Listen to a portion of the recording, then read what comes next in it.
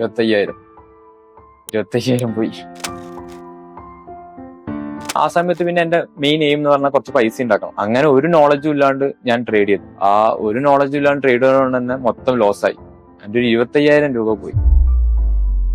അങ്ങനെ മെന്റലി ഞാൻ ഭയങ്കര വീക്കായി, മെന്റലി ഫൈനാൻഷ്യലി നല്ല വീക്കായി. വീട്ടുകാരെ അറിയാണ്ട ഇത് ചെയ്തത്. അപ്പം എന്തായാലും ആ ഒരു ടെൻഷൻ എനിക്കുണ്ട്.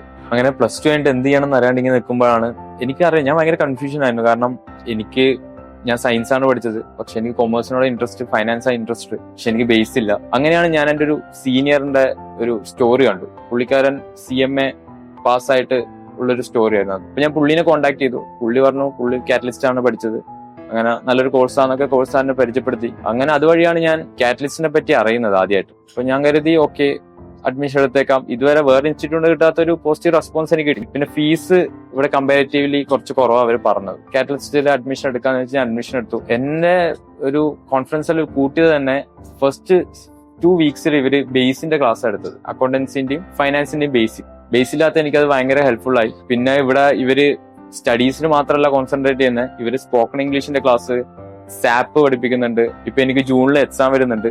പക്ഷെ എനിക്ക് ഇപ്പോഴേ പറയാൻ പറ്റും ഞാൻ നല്ലൊരു മാർക്കോട് കൂടി തന്നെ കോഴ്സ് പാസ്സാവും. കാരണം അത്രക്കുണ്ട് എനിക്ക് ഇവിടുന്ന് കിട്ടിയ ബെനിഫിറ്റ്സ്.